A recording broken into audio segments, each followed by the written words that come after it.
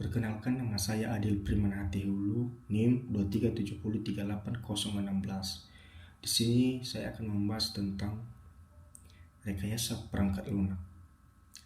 Rekayasa perangkat lunak atau software engineering merupakan sebuah disiplin ilmu yang berfokus pada pengembangan, penggunaan prinsip rekayasa, dan pemeliharaan perangkat lunak yang handal, bebas kesalahan, dan sesuai waktu pengiriman.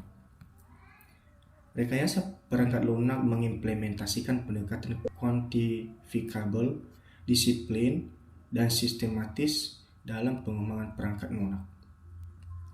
Lalu, apa yang menjadi tujuan daripada rekayasa perangkat lunak? Tujuannya adalah untuk mengembangkan perangkat lunak yang berguna, efektif, dan efisien dengan biaya produksi dan perawatan yang rendah. Selain itu, RPL juga dapat membuat perangkat lunak yang dapat bekerja pada semua jenis platform dan memiliki kinerja yang handal dan tepat waktu. Definisi dari rekayasa perangkat lunak adalah proses sistematis untuk merencanakan, merancang, mengimplementasikan, menguji, dan memelihara perangkat lunak dengan tujuan mencapai kualitas yang baik, keandalan, dan efisiensi.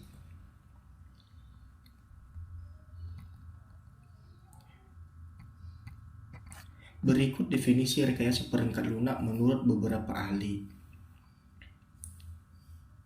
Menurut Roger S. Pressman, PhD, dan Bruce R. Maxim, PhD, dalam buku Software Engineering menyebutkan bahwa rekayasa perangkat lunak merupakan instruksi atau program komputer yang ketika dieksekusi memberikan fitur, fungsi, dan kinerja yang diinginkan. Fitur, fungsi, dan kinerja yang diinginkan di dalam struktur data yang memungkinkan program untuk memanipulasi informasi secara memadai, dan informasi deskriptif dalam bentuk cetak dan virtual yang menjelaskan operasi dan penggunaan program. Menurut Ian Sommerville,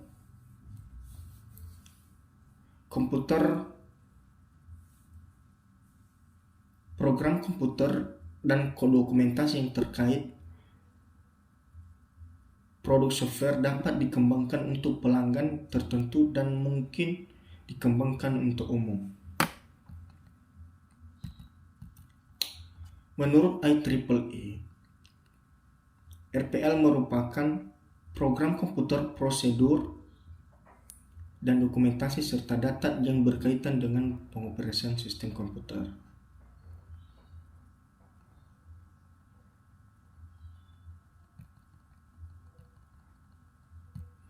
Karakteristik perangkat lunak.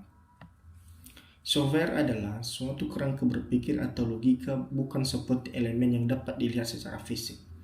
Oleh karena itu, software mempunyai ciri-ciri yang berbeda dibanding dengan perangkat keras atau hardware, dan ciri-cirinya itu sebagai berikut. 1. Perangkat lunak dibangun dan dikembangkan tidak dibuat dalam bentuk klasik. Perangkat lunak adalah suatu produk yang lebih menekankan pada kegiatan rekayasa atau engineering dibandingkan dengan kegiatan manufakturing atau rancang bangun di pabrik. Dalam pembuatan perangkat lunak, kualitas yang tinggi dicapai melalui perancangan yang baik. Tetapi dalam fase perangkat keras, selalu saja ditemukan masalah kualitas yang tidak mudah untuk diselesaikan dengan perangkat lunak. Biaya untuk perangkat lunak dikonsentrasikan kepada pengembangan. Hal ini berarti proyek perangkat lunak tidak dapat diatur seperti pengaturan pada proyek pemanufakturan. Karakteristik yang kedua yaitu perangkat lunak tidak pernah usang atau software doesn't wear out. Perangkat lunak tidak rentan terhadap pengaruh lingkungan yang merusak yang mengakibatkan perangkat keras menjadi usang. Kesalahan-kesalahan yang tidak dapat ditemukan menyebabkan tingkat kegagalan menjadi sangat tinggi pada awal hidup program. Tetapi hal itu dapat diperbaiki diharapkan tidak ditemukan lagi kesalahan lain, sehingga kurva menjadi mendatar. Karakteristik yang ketiga yaitu, meskipun industri saat ini menuju pada pembangunan dengan komponen based, namun sebagian besar software masih dibangun secara custom build. Lalu apa sih yang menjadi karakteristik perangkat lunak yang baik? Berikut adalah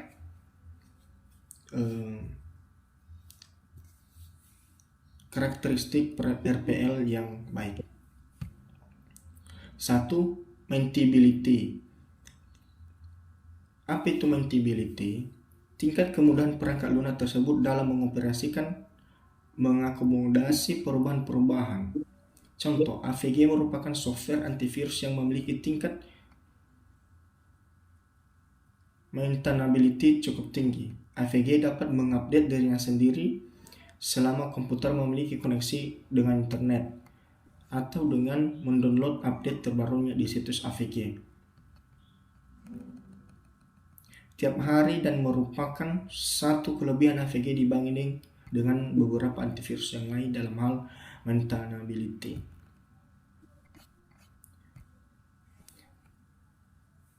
Keduanya yaitu dependability, yaitu ketidakbergantungan perangkat lunak dengan elemen-elemen sistem lainnya atau sistem secara keseluruhan. Artinya kegagalan elemen tidak mempengaruhi performasi perangkat lunak.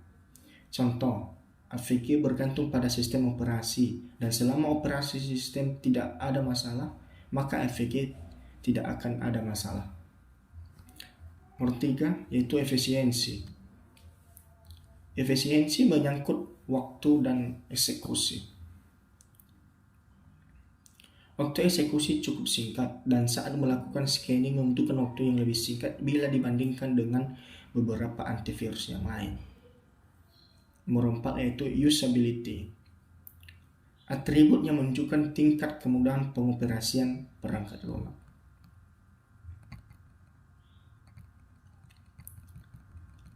Jenis-jenis perangkat lunak. 1. Sistem software. Sistem software melayani program-program yang lain, contoh compiler, editor, proses telekomunikasi, sistem operasi, dan driver. Areanya ditandai dengan eratnya interaksi dengan hardware komputer, penggunaan oleh banyak user, operasi konkuren yang membutuhkan penjadwalan, tukar-menukar sumber dan pengaturan proses yang canggih, serta struktur data yang kompleks dan interface eksternal yang ganda. Keduanya yaitu application software, program yang dimanfaatkan untuk menyelesaikan kebutuhan spesifik dari bisnis, aplikasi dalam area proses bisnis maupun data teknis yang ada di dalamnya digunakan untuk memfasilitasi operasional bisnis dan digunakan untuk memfasilitasi pengambilan keputusan di tingkat manajemen maupun teknis.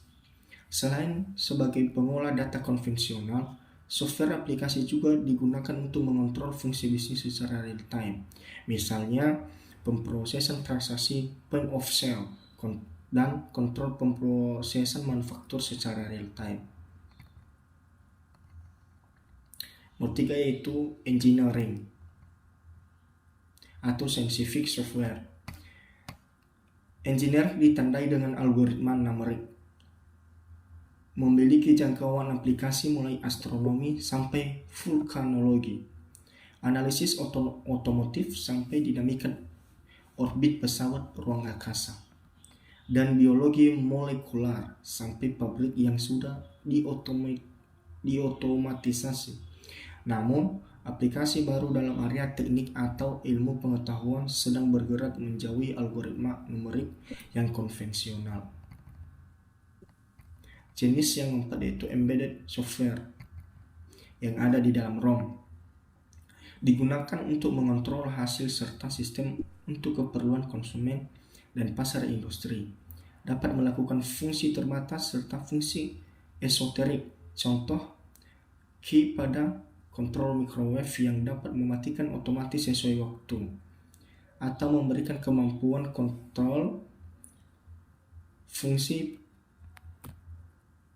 penting. Contoh yang lainnya itu fungsi digital dalam sebuah otomobil seperti kontrol bahan bakar, autopilot, penampilan dashboard, sistem rem. Jenis yang kelima yaitu produk lain software dirancang agar dapat memiliki kemampuan khusus yang diperuntukkan bagi pelanggan yang berbeda. Produk lain software dapat difokuskan pada pasar terbatas, misalnya pengontrolan persediaan produk, atau berfokus pada pasar konsumen massal atau umum, misalnya pengolah kata, spreadsheet, pengolah database, komputer grafik, multimedia, entertainment, serta aplikasi keuangan personal dan bisnis. 6. Yaitu aplikasi web, disebut web apps. Dalam bentuk sederhana, web apps merupakan kumpulan link file hypertext yang mempresentasikan informasi menggunakan teks dan grafikal. Contohnya yaitu Web 0.0. Jenis yang ketujuh yaitu AI, Artificial Intelligence. Software menggunakan algoritma non-numerik untuk menyelesaikan masalah kompleks yang tidak sesuai dengan perhitungan maupun analisis secara langsung. Contoh sistem pakar, aplikasi dengan jaringan syaraf tiruan, image dan suara, pembuktian teorema, dan permainan game. Apa sih yang menjadi teknologi di dalam pengembangan perangkat lunak? Beberapa teknologi yang ada di dalam pengembangan perangkat lunak yaitu tools, method, proses, dan quality focus. Tujuan utama RPL adalah pencapaian kualitas atau quality focus.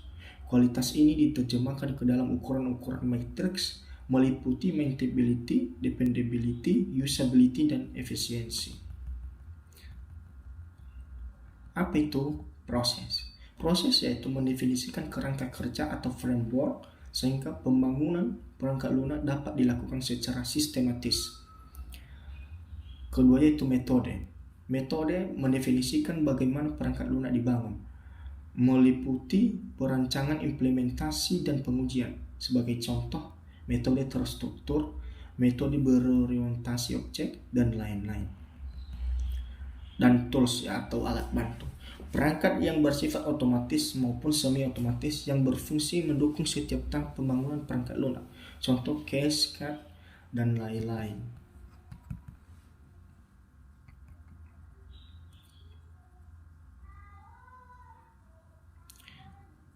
Proses-proses dalam membangun sebuah perangkat lunak yaitu ada komunikasi. Fungsi dari sebuah komunikasi di dalam pembangunan perangkat lunak yaitu untuk memahami tujuan daripada pelanggan dalam mendefinisikan fitur dan fungsi perangkat lunak. Keduanya yaitu perencanaan.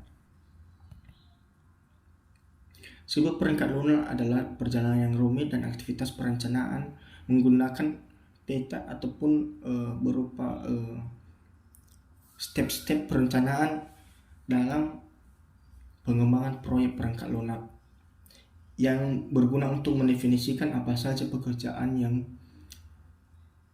harus dilakukan. 3 yaitu pemodelan.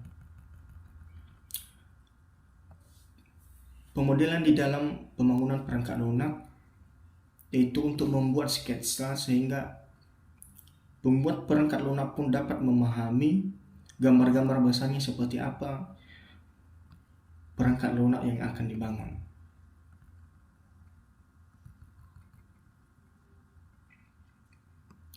Keempatnya yaitu konstruksi. Aktivitas ini menggabungkan pembuatan kode baik di dalam manual atau otomatis dan pengujian yang diperlukan untuk mengungkap kesalahan dalam kode. Dan terakhir yaitu penyebaran. Penyebaran perangkat lunak sebagai entitas yang lengkap atau sebagai peningkatan yang diselesaikan sebagian, dikirim ke pelanggan yang mengevaluasi produk yang dikirim dan memberikan umpan balik berdasarkan evaluasi tersebut. Arti lain dari penyebaran atau deployment yaitu aktivitas membangun sebuah sistem perangkat lunak yang pada umumnya terdiri dari beberapa aktivitas antar developer dengan klien yang saling berkaitan. Pada dasarnya, deployment mencakup 3 proses, yaitu delivery, support, dan feedback. Model-model dalam metode pengembangan perangkat lunak. 1. Ada model prototype. Pendekatan model prototyping digunakan jika pemakai hanya mendefinisikan objek umum dari perangkat lunak tanpa merinci kebutuhan input, pemrosesan, dan outputnya. Sementara pengembangan tidak begitu yakin akan efisiensi algoritma, adaptasi sistem operasi, atau bentuk interaksi manusia-mesin yang harus diambil. Lalu apa yang menjadi kelebihan dari model prototype? 1. Itu menghemat waktu pengembangan. 2. Adanya komunikasi yang baik antara pengembang dan pelanggan. 3. Pengembang dapat bekerja lebih baik dalam menentukan kebutuhan pelanggan. Keempat, yaitu penerapan menjadi lebih mudah karena pemakai mengetahui apa yang diharapkan. Dan kelima, user dapat berpartisipasi aktif dalam pengembangan sistem. Lalu apa yang menjadi kekurangan dari model prototype, yaitu A. Biaya untuk membuat prototyping cukup tinggi. B. Biasanya kurang fleksibel dalam menghadapi perubahan. C. Proses analisis dan perencanaan terlalu singkat. Contoh studi kasus yaitu seorang pelanggan mendefinisikan serangkaian sasaran umum bagi perangkat lunak, tetapi tidak melakukan mengidentifikasi kebutuhan output, pemrosesan, ataupun input detail. Pada kasus lain, pengembangan mungkin tidak memiliki kepastian secara efisiensi algoritma, kemampuan penyesuaian dari sebuah sistem operasi, atau bentuk-bentuk yang harus dilakukan oleh interaksi manusia dengan mesin. Dalam hal ini, serta pada banyak situasi yang lain, prototyping paradigma mungkin menawarkan pendekatan yang terbaik. Prototyping paradigma dimulai dengan mengumpulkan kebutuhan pengembangan dan pelanggan bertemu dan mendefinisikan objektif secara keseluruhan dari software.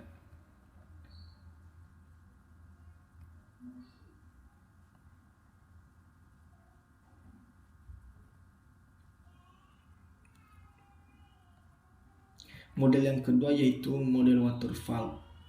Model waterfall adalah model yang melakukan pendekatan pada pengembangan perangkat lunak secara sistematik dan sekuensial, yang artinya kegiatan pada model ini dilakukan secara terurut berdasarkan panduan proses mulai dari komunikasi kepada klien atau pelanggan sampai dengan aktivitas sampai pengorderan serta masalah dipahami secara lengkap dan berjalan stabil sampai selesai. Yang menjadi kelebihan dari model waterfall yaitu mudah diaplikasikan, memberikan template tentang metode analisis, desain, pengkodean, pengujian, dan pemeliharaan. Cocok digunakan untuk produk software yang sudah jelas kebutuhannya di awal sehingga minim kesalahannya. Kekurangan dari model waterfall yaitu waterfall model bersifat kaku sehingga sulit untuk melakukan perubahan pada sistem perangkat lunak. B. Terjadinya pembagian proyek bertahap-tahap yang tidak fleksibel, karena komitmen harus dilakukan pada tahap awal proses. C. Customer harus sabar untuk menanti produk selesai, karena dikerjakan tahap per tahap. Menyelesaikan tahap awal baru bisa masuk ke tahap selanjutnya. D. Perubahan di tengah-tengah pengerjaan produk akan membuat bingung teamwork yang sedang membuat produk. E. Adanya waktu menganggur bagi pengembang karena harus menunggu anggota tim proyek lainnya menuntaskan pekerjaannya.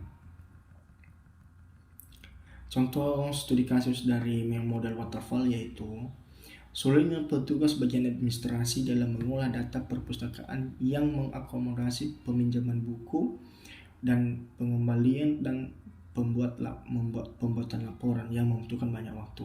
Adapun tujuan dari model sistem ini adalah untuk memodelkan sebuah sistem informasi perpustakaan yang berbasis komputer. Dengan menggunakan model waterfall dan sistem informasi perpustakaan ini untuk membantu petugas dalam menghadapi kendala yang dihadapi dalam melakukan transaksi, sehingga Dengan adanya sistem informasi tersebut, diharapkan dapat menyelesaikan permasalahan yang berhubungan dengan perpustakaan. Model ketiga yaitu model spiral. Model spiral adalah model proses yang pendekatannya bersifat realistis pada software besar karena proses dari awal sampai proses penerimaan dan perbaikan dapat dipahami dengan baik oleh klien dan developer. Model ini mempunyai rangkaian kerja yang iterasi atau peningkatan pada model awal yang berbentuk prototipe dan kemudian iterasi selanjutnya akan menjadi perkembangan dari model sebelumnya. Model ini dapat terus digunakan meskipun software sudah dikirimkan karena proses siklus dapat berputar lagi jika ada perubahan pada software sampai tidak ada permintaan perubahan pada software oleh klien.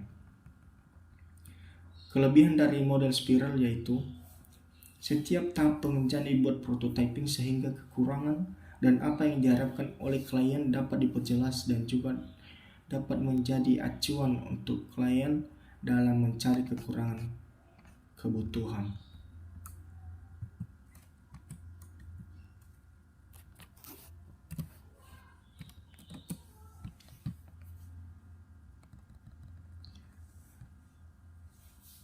B.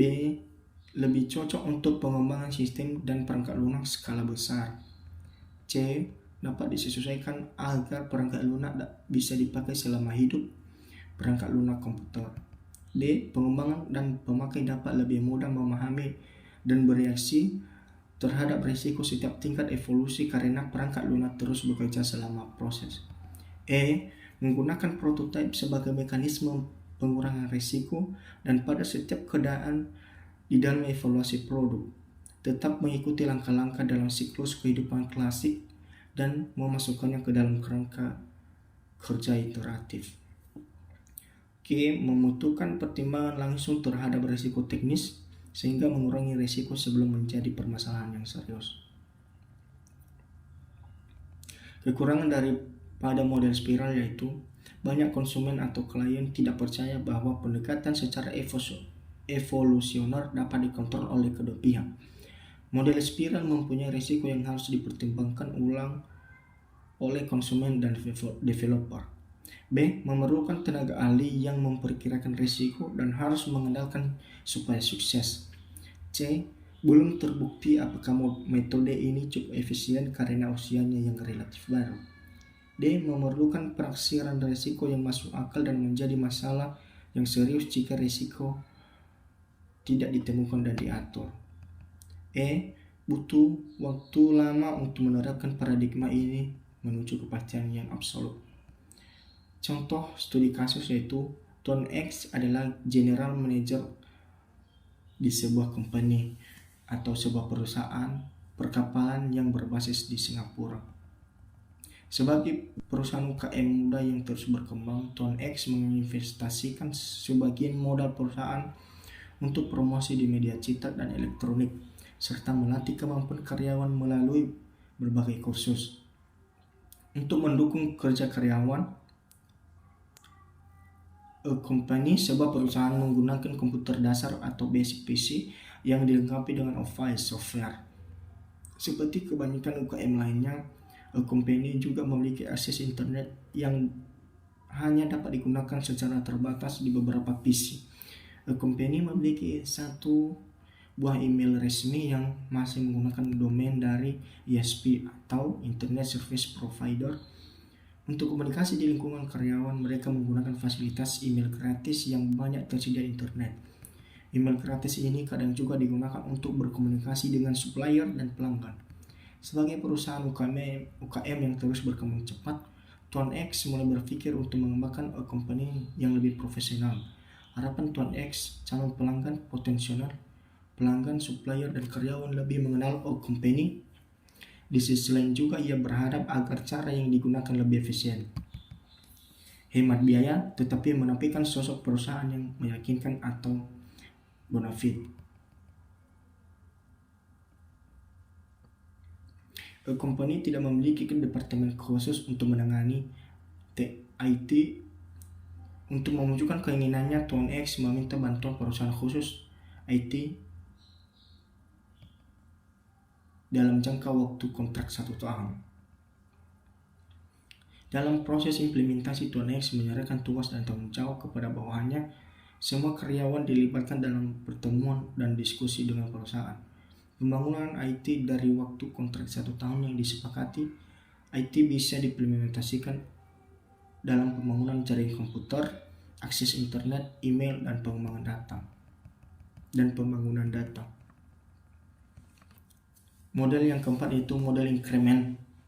Dalam model increment ini proses pengerjaan perangkat lunak akan dilakukan perbagian sehingga bagian selanjutnya akan dikerjakan setelah bagian awal telah selesai, dan selanjutnya sampai menghasilkan perangkat lunak yang lengkap dengan semua fungsi yang diperlukan, dan pengerjaan perangkat lunak terakhir sebelum pengerjaan perangkat lunak akan dilakukan. Perancangan arsitektur software sebagai kerangka dalam pengerjaan perbagian. Yang menjadi kelebihan dari model increment yaitu A. Risiko yang rendah pada pengembangan sistem. B. Mengutamakan fungsi-fungsi pada sistem perangkat lunak sehingga kemudahan pemakaian sistem yang paling diutamakan. C. Tahap awal adalah dasar dari pembuatan tahap berikutnya. D. Cocok digunakan bila pembuat software tidak banyak kekurangan pembuat. E. Mampu mengakomodasi perubahan kebutuhan customer. F. Mengurangi trauma karena perubahan sistem. Q. Memaksimalkan pengembalian modal investasi konsumen. Kekurangan dari model increment yaitu A. Hanya akan berhasil jika tidak ada staffing untuk penerapan secara menyeluruh. B. Penambahan staf dilakukan jika hasil incremental akan dikembangkan lebih lanjut. C. Hanya cocok untuk proyek dengan skala kecil. D. Kemungkinan tiap bagian tidak dapat integrasikan. Contoh studi kasus dari model increment yaitu puskesmas sebagai salah satu bentuk pelayanan kesehatan yang dituntut untuk memberikan pelayanan kesehatan dengan baik. Di antaranya adalah rekam medis pasien di puskesmas Meranggen 1 masih menggunakan sistem manual, sehingga menyebabkan beberapa kendala, di antaranya pengolahan data pasien yang masih lambat yang mengakibatkan tingginya tingkat kesalahan dalam pengolahan data pasien. Sistem rekam medis ini menggunakan metode penelitian deskriptif dengan jenis studi kasus pada puskesmas Meranggen. Teknik pengumpulan data yang digunakan adalah observasi, wawancara, dan studi literatur. Teknis analisis data menggunakan model incremental yang dikembangkan dari model waterfall. Sedangkan model analisis menggunakan analisis terstruktur atau ERD, yaitu dalam menggambarkan model data, dan DFD atau data flow diagram untuk mengembangkan model fungsional.